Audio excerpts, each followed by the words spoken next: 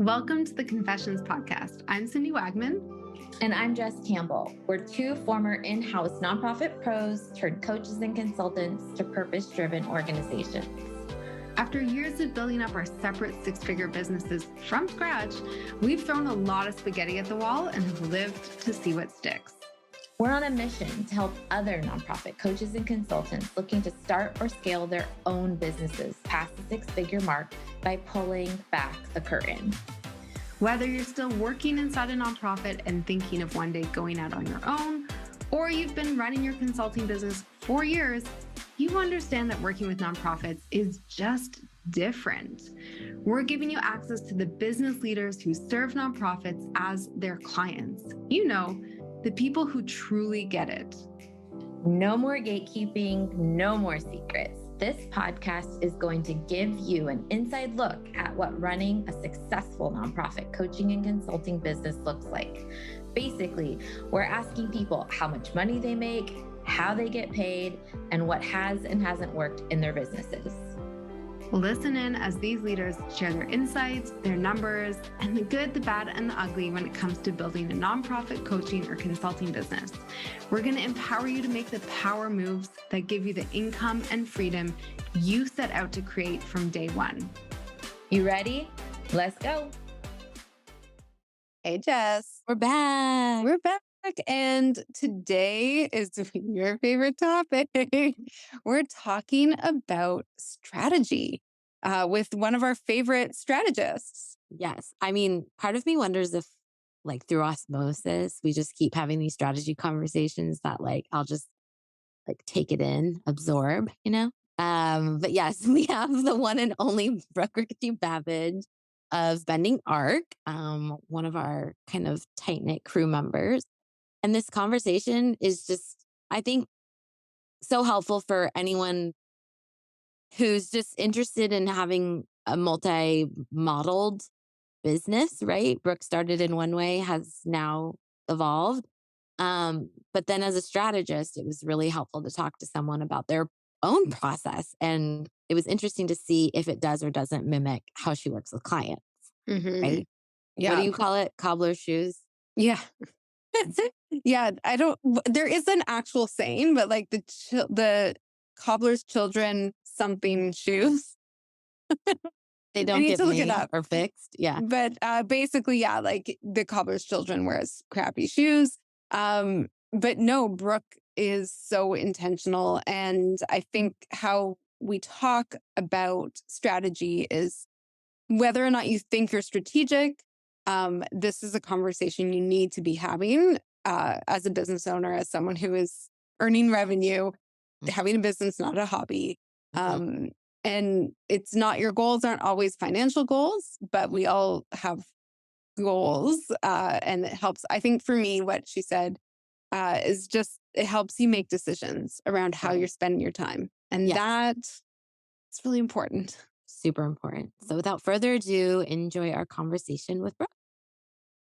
Hey everyone, we are back with another round of confessions with Jess and Cindy. And this time we have a dear friend on our show. Her name is Brooke Richie-Babbage, the CEO of Bending Arc, and one of the most strategic consultants I've met in this space. For everyone who knows me, you know that strategy is one of my low five. So I'm personally excited to have like a mini coaching session right now. Although I think Cindy and Brooke speak the same language. So we'll see how far we get into all of that. But without further ado, Brooke, welcome to the show. I cannot tell you how excited I am to be here with you guys. You're two of my very favorite people in our space. And I love all of our offline interactions, and I totally follow you guys, and I'm excited to bring some of the offline energy online. So thank you for having me. Oh, we're so grateful. So to dive right in, for folks who maybe aren't familiar with your work, I know you're very, very active on LinkedIn. So maybe everyone already does know you, but share with the good folks what it is that you do and how you serve nonprofits. Absolutely. So I work primarily through two core programs. One of them is called the Next Level Nonprofit Accelerator Program. And that is for, I'm going to say established, but organizations that are just past the startup phase. They have usually early six figures and they really want to grow. And so it's a program focused on helping nonprofits scale. And we look at their board and their staff and their funding and their strategy and their strategic plan and their leadership approaches and the whole gestalt of what it really takes to just grow an organization. And I think a lot of times, having been an ED myself, a lot of programs, coaching, and support separate those things out. And what I find with the leaders that I work with is you can't really think about your fundraising separately than from your strategic plan, or how you work with your staff separately from how you work with your board. So that accelerator program sort of really goes in deep and helps them grow over 6 months. And then I have a more curriculum based program that's called Launch Lab, and that's just for startups. So you have an idea, you want to turn it into a nonprofit, and I have a pretty robust curriculum and live coaching program that walks folks through that. Amazing. So I have two questions off the bat. The first is, are these both group programs and with the finite start and end date? And then also, can you share how much you charge for each of them? Absolutely. I'm really glad you asked about the group program because they are both group programs, but they're not cohort based programs. So I think like a lot of us started off doing one on one work and have over the last 5 years been moving away from one on one work. I find I really like the energy of group work, but I felt really constrained by a cohort model because, the orgs that I work with, they're early stage, they're growing. They're not in the same place. And because I don't just do fundraising or strategic planning, just all the questions are sort of all over the place. So it's an evergreen program. I open the doors a few times a year.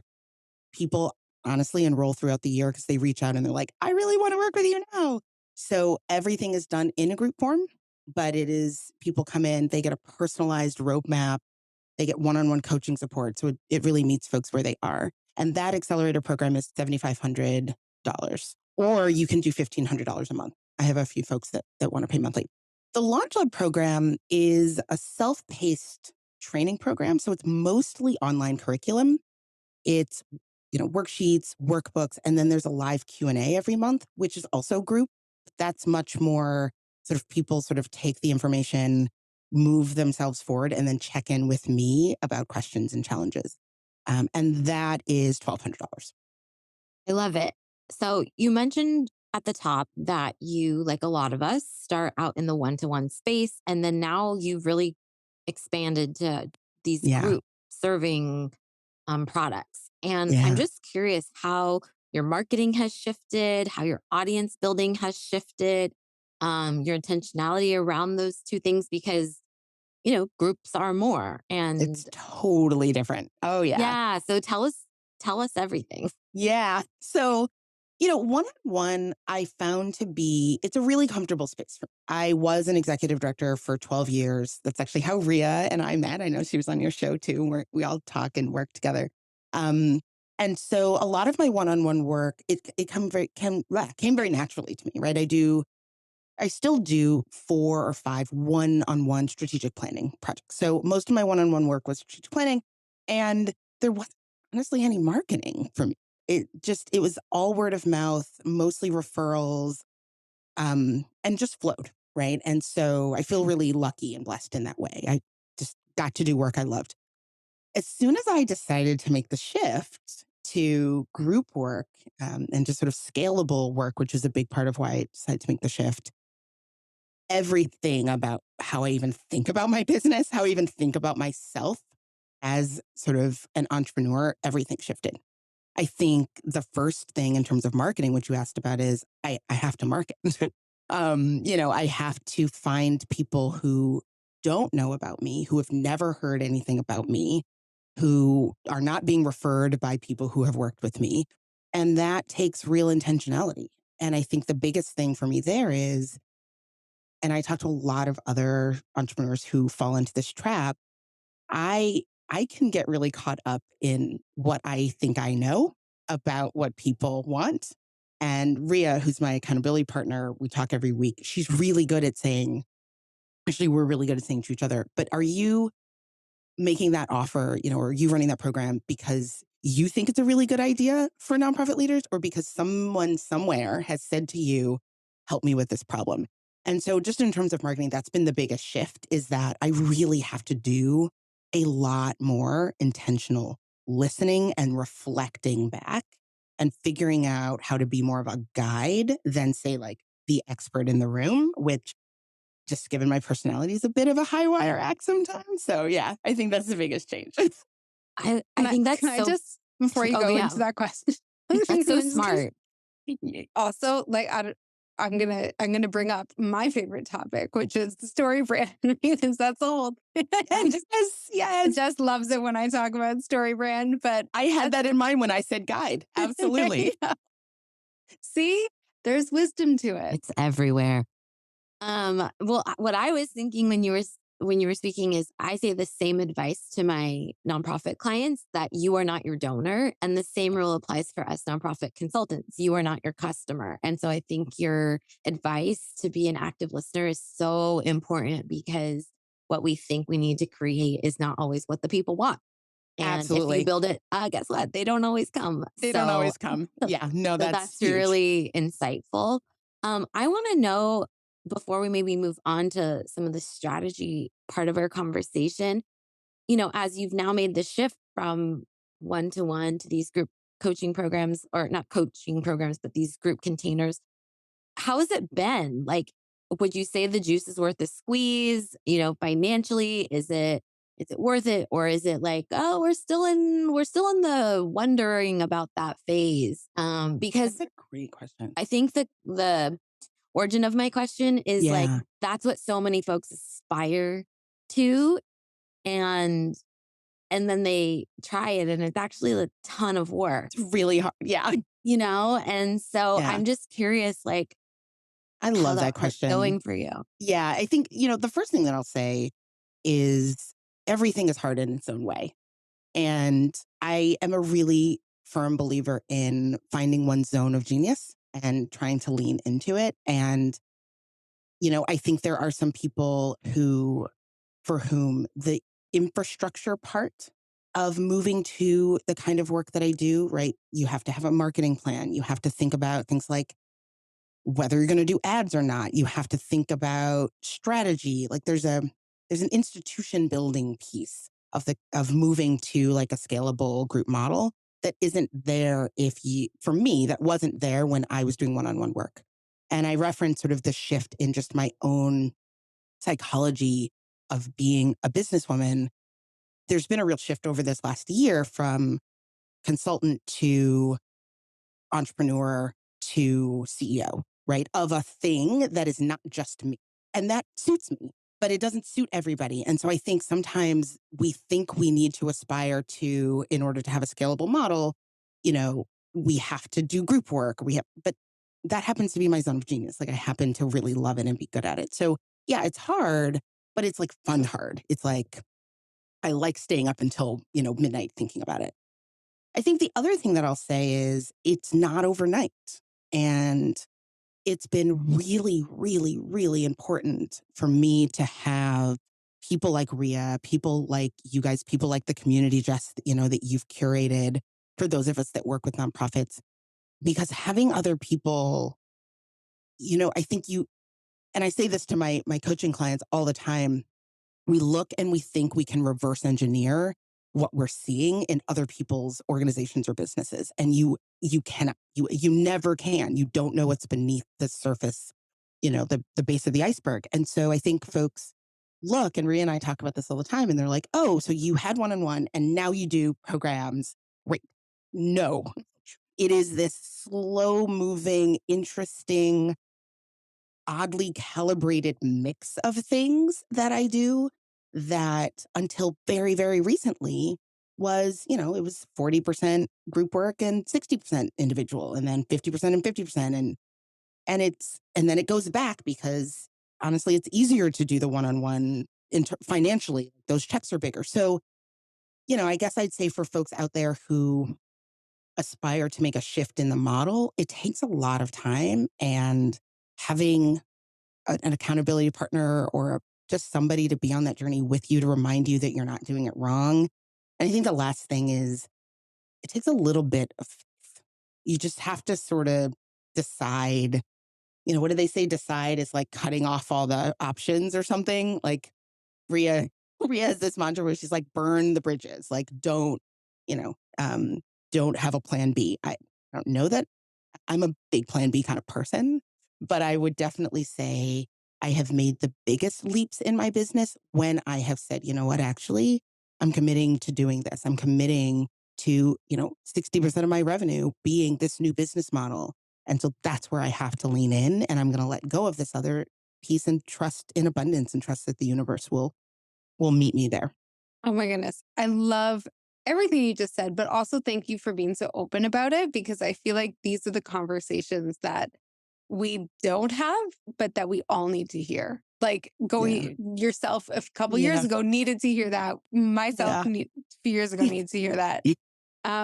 Which is so great. And because you're a strategy person, I'd love for you to share a little bit about, your own strategic thought process or how you look at your business. I mean, we all know the story of like the cobbler's children shoes. I'm getting, you know what I mean? Like we always are really good at doing things for other people, but not great at doing it ourselves. But, sometimes because it's so natural to you, I imagine whether intentional or unintentional, Yeah. there's a really strategic process or thought behind your scaling and what that growth looks like for your business. And I'd love for you to take us behind the scenes on, you know, what's your process? Do you just dive in? How do you think about these things? Do you map them out in any way? What does that look like? Yeah.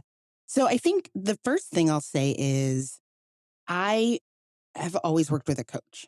So, and usually it has been a coach.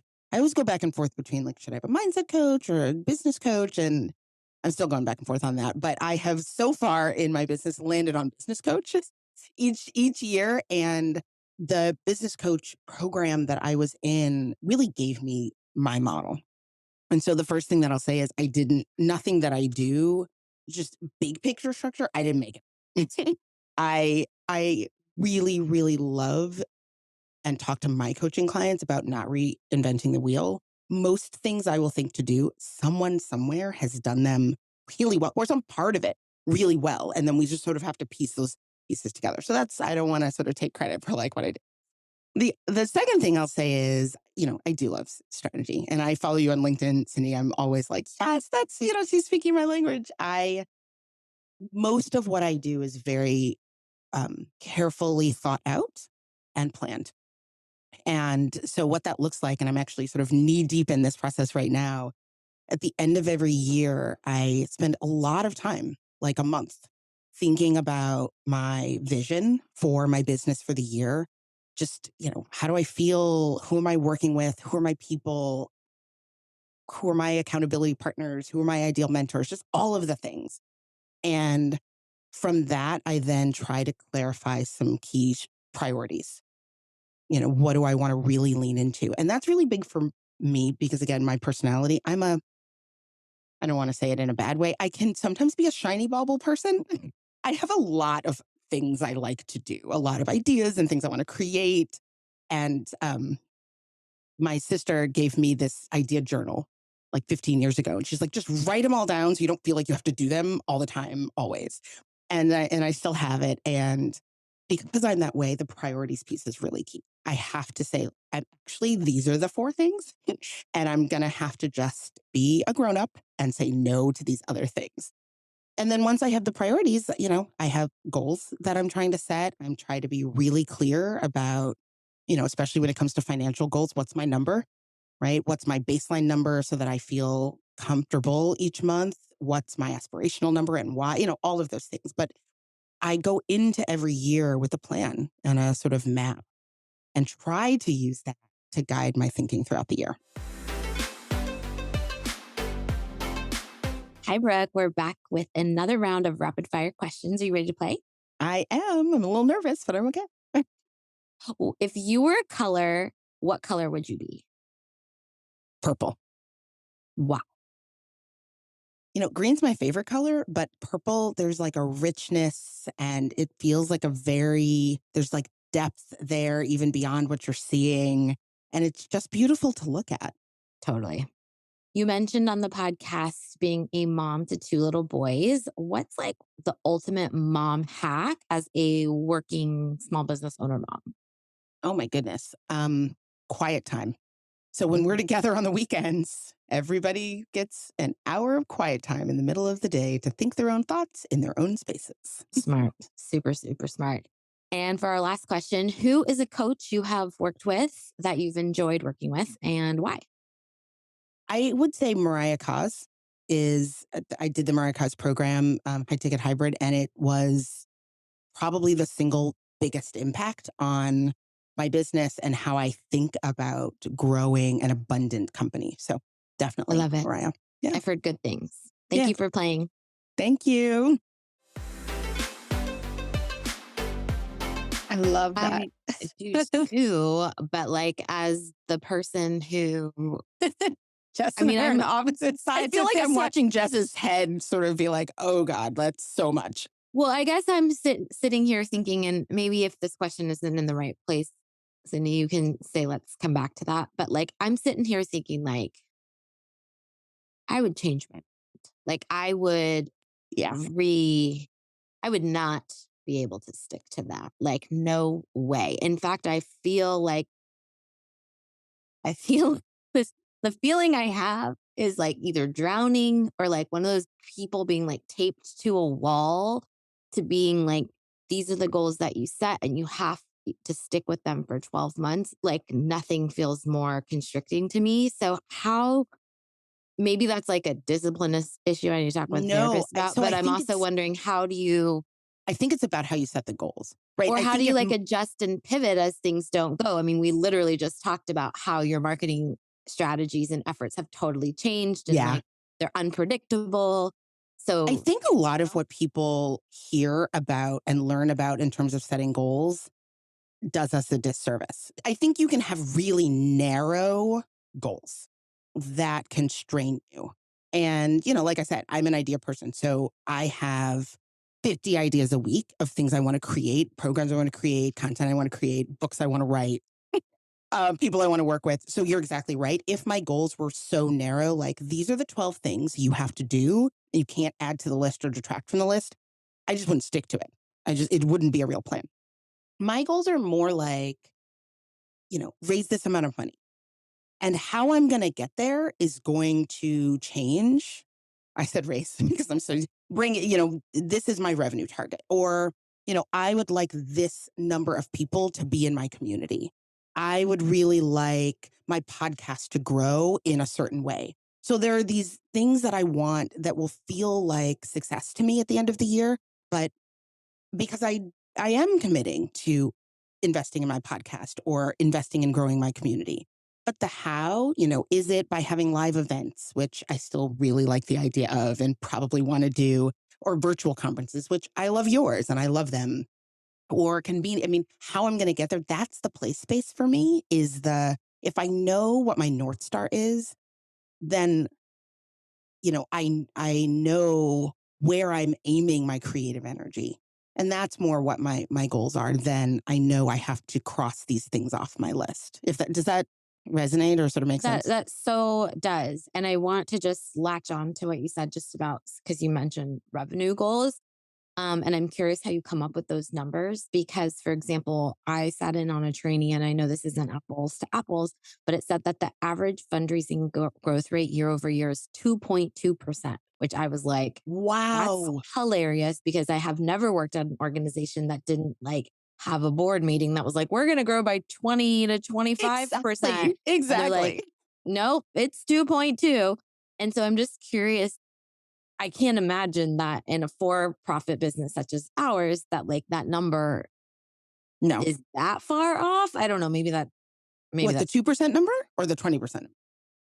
I'm saying the 2.2, like annual revenue growth. Yeah. I don't know. I have no idea, but I'm just curious if like, all of us small business entrepreneurs out there, like we're going to grow by 50% next year. And it's like based, like, where do you come up with how and why you make your revenue growth numbers the way that you do. And actually, this question goes for you too, Cindy, because Cindy's over here like we were chatting. And she's like, "Yeah, I've already mapped out my month by month, like Yeah. cash Yeah. flow, this, that, and the Yes. other." And I was like, "Oh my god, like, what is that?" So I like the fact that your podcast is called Confessions because I'm just gonna sort of in the interest of full transparency share that my first reaction to your question is like, I'm gonna sound crazy. Right? Like I'm fairly certain that the way that I do it is going to sound totally wrong to so many people. And I don't know, it just works for me. So it's a little bit of art and science. I pick a number that resonates with me. I do a lot of meditation and when I say that I take a month to do like what's my vision, it's a lot of like sitting in silence and trying to listen to what my gut is telling me because quite frankly, and I feel like this is true for you guys too. There's a lot of stuff. There's a lot of noise, there's a lot of emails and stuff. And I have two wonderful small people living in my house, my two children who have their own little worlds that I am, trying to help build. And so it's really easy to get caught up in what I think the goal should be. And so I just spend a lot of time just trying to listen to myself. I do these things at night called Be Still and Listen sessions, which are just meditation sessions where I literally say, what am I supposed to be hearing that is coming into my world? Right? What conversations did my brain pick up, but on one level, but I didn't pick up on the top level because I was moving so quickly and just like let those things emerge and come to the surface. And Q4, I turn my Be Still and Listen time to my number, right? What's my number for next year? And I don't always know why it's that number. I mean, I think you're supposed to have like this deep why for everything. That's just the number that came up. And then once that number comes up and feels right, because what feels right is often what we will work hardest towards, even if we don't know intellectually why we're doing it. It's got to come from me. It's got to come from my gut. It's got to come from like inside. So I start there and then I model. And then the sort of Virgo in me, the INFJ in me kicks in and I have, a spreadsheet and I think, okay, if that's my number, I have to believe there's some way to get there. I'm not, I believe in manifestation, but I don't think manifestation works by just being like, send me the money, please, universe. So I back into it, right? So, what are different ways that I can combine my offers? What are different ways I need to think about revenue that are more expansive? What are things I'm not, I talk to my accountability partners. I interview people. I think, how are you getting to your number? So there's a lot of like playing around and modeling. And then so that by the time I go into the year, I have a good sense of like, this is where I want to be. This is why. These are some of the things that if I do these well, will get me. It's Oh, messy. Like I want to feel like because I'm the strategy person that there's like this nice like linear process I go to, but that's what I got. I mean, I would say if you looked at other people's processes, it is fairly linear still. Like it's not out there. I'll share a little bit of my process, Jess, because you asked as well, but I actually think it's pretty similar. But also, it reminds me of a quote that, of course, I'm going to get wrong because I can never remember these things. But I think it's grit, what people describe as being gritty or having grit, which is like you hold fast to your goals or your vision, but not always the path to get there. Yes. And so, is that what? Okay. Yes, So, absolutely. that your goals are fairly firm, but what that looks like month to month or quarter to quarter can change and evolve as we learn. And so I think that's Absolutely. just more a little Yeah. like how I you work. call it I call it a lighthouse, right? If Mm, you're in the sort of choppy, storm-ridden, waters of life and building a business, yeah. that lighthouse out there is where you want to go.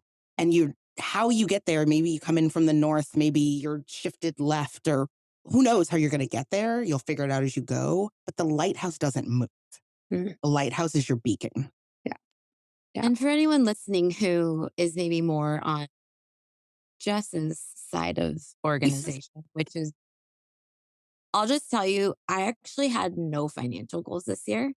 I know what I need to make to like live.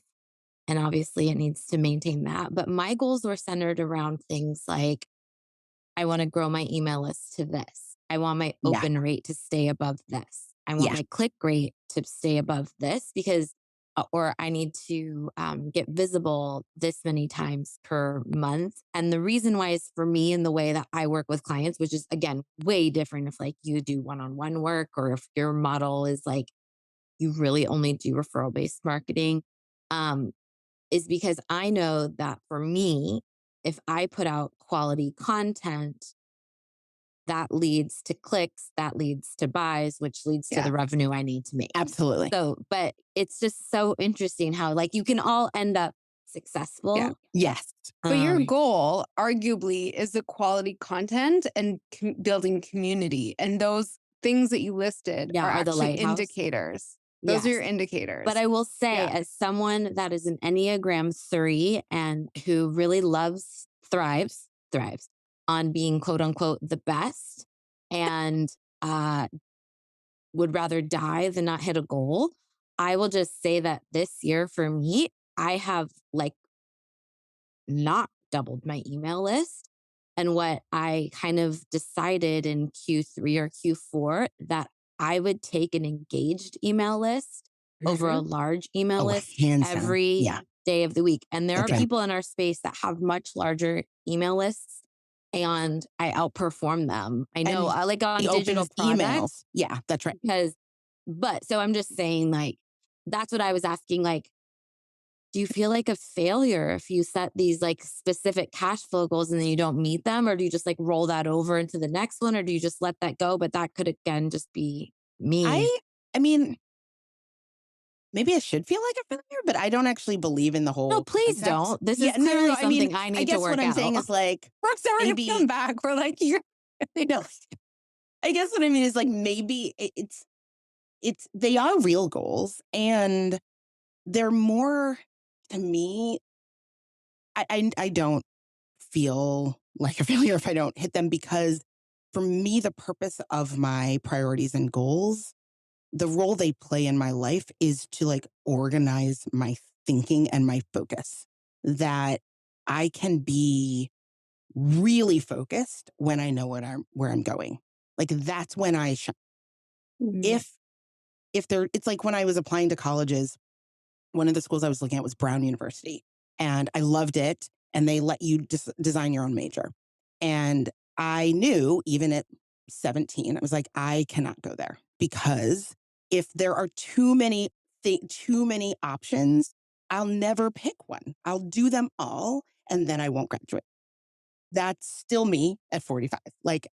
So my goals they're less like you have to hit this or you're not a good businesswoman. And they're more like when all of the opportunities and the fun, amazing things I want to do start to roll in. And I have a conversation with someone who's like, we should do this. I'm like, yes, we should. That sounds great. Let's do it. I'm going to do it. I have to go back to my goals and be like, but actually, you said it was really important to you that you build your community. And this hasn't, or these are your 5 things you said were important to you. And this thing sounds fun and has nothing to do with those things. And so maybe in that moment, I'm like, actually, I need to adjust because this thing is so fun that I want to do it. But more often than not, it is an opportunity for me to say, no, I did a lot of thinking and reflection. And these are the things, this is how I want to move my business forward. And this will take me off track. So I have to find some other way to tap into whatever that's tapping into. So they're not like success or failure goals so much as they are like organizing my energy. That is so important because I am the same. I get excited about a lot of things.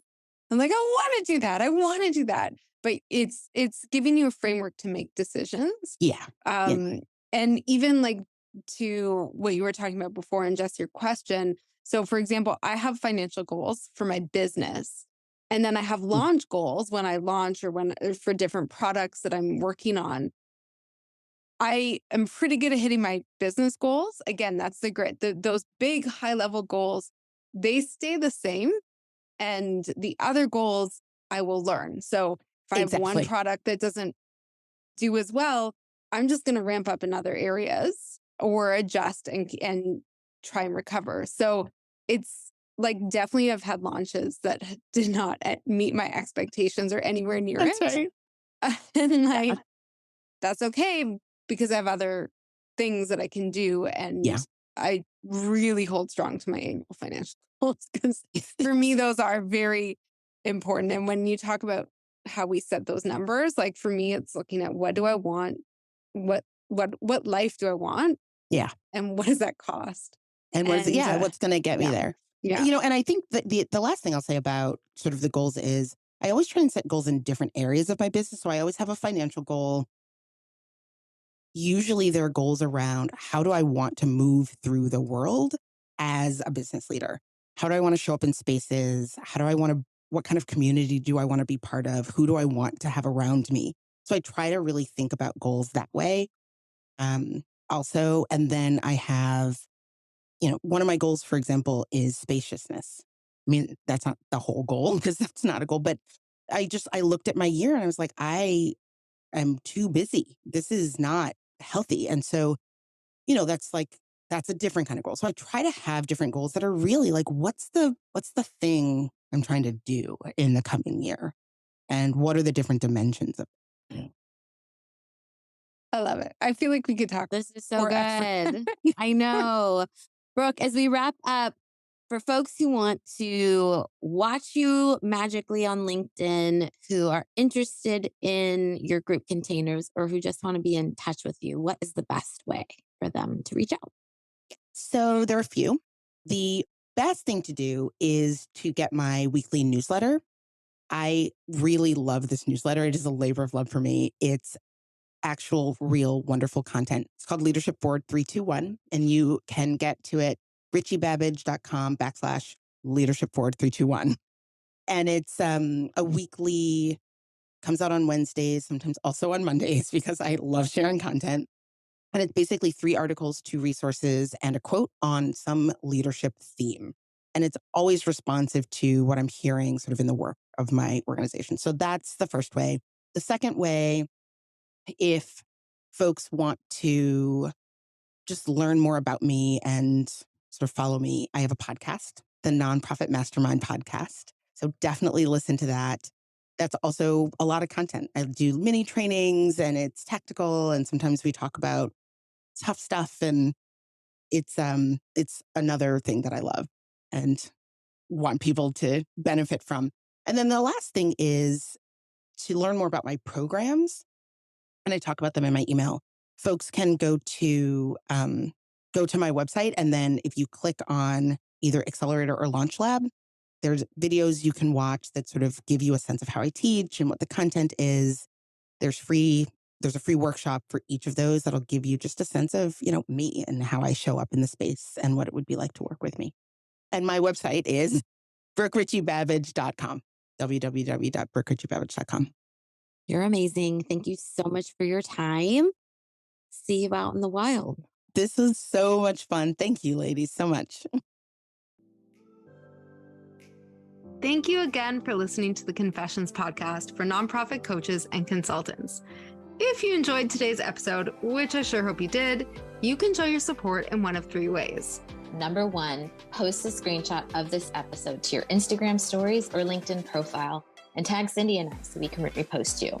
Number 2, share this podcast with a fellow nonprofit coach or consultant. And number 3, leave a positive review on Apple Podcasts so we can continue to grow and reach new listeners. And of course, make sure you subscribe so you can get the latest and greatest interviews as they drop every Thursday. And to our fellow nonprofit coaching and consulting friends, remember, we're an open book and here to answer your burning biz questions.